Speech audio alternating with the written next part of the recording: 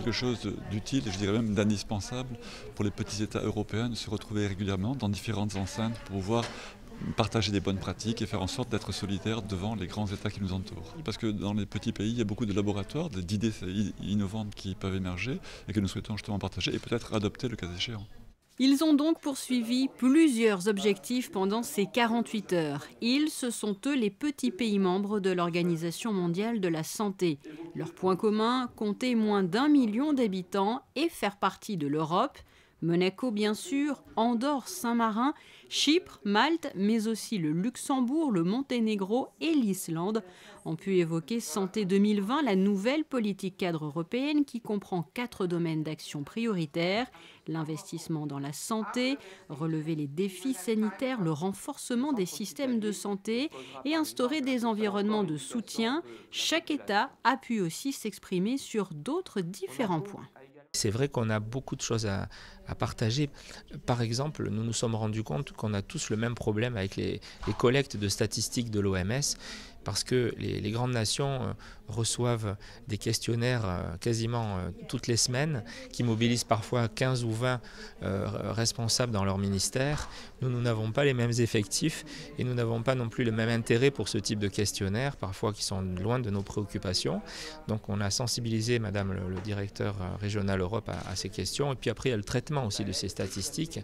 Vous pensez que dans un pays de notre dimension, s'il y a un cas nouveau d'une épidémie pour une personne, on peut passer de 0 à 1 cas et donc on voit dans les statistiques 100% d'augmentation à Monaco.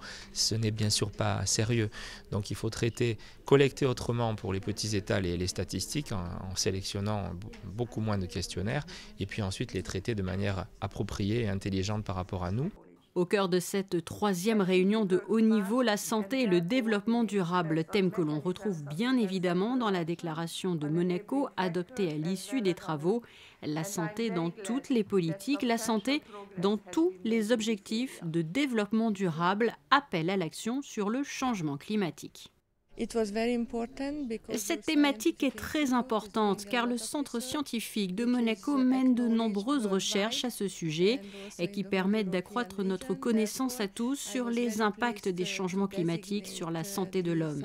Je suis très heureuse de désigner le centre scientifique de Monaco, centre collaborateur de l'Organisation mondiale de la santé dans le domaine donc de la santé et du développement durable, car par-dessus tout, leurs excellentes recherches menées dans différents domaines, marins, polaires et humains, vont nous permettre d'identifier les liens et les conséquences des changements climatiques sur l'homme. Nous nous rendons compte de plus en plus des effets du changement climatique sur la santé. On voit malheureusement les événements dramatiques, les tornades, comme récemment encore à Haïti notamment, qui a particulièrement souffert. On voit aussi de nouvelles épidémies se créer avec des moustiques qui se déplacent dans des lieux beaucoup moins chauds que d'habitude. Donc il y a un effet évident du changement climatique sur la santé. De ce point de vue, Monaco, grâce à l'action du prince souverain, a été reconnu dans cette réunion comme un État évidemment très en avance et pionnier pour lutter contre le réchauffement climatique.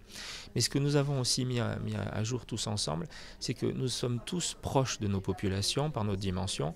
Nous sommes tous donc plus réactifs que des grands pays pour réagir face à des événements extérieurs.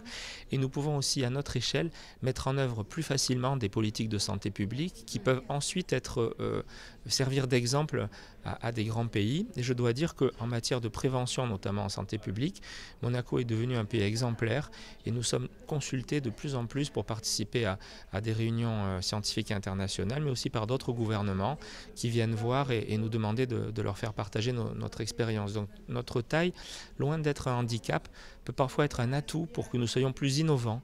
L'environnement et la santé qui figurent d'ailleurs sur la liste des domaines d'intérêt principaux entre Monaco et l'OMS de manière générale, tout comme la lutte contre les maladies non transmissibles, la lutte contre la polio, celle contre les produits falsifiés, les luttes aussi contre le paludisme et le VIH-Sida.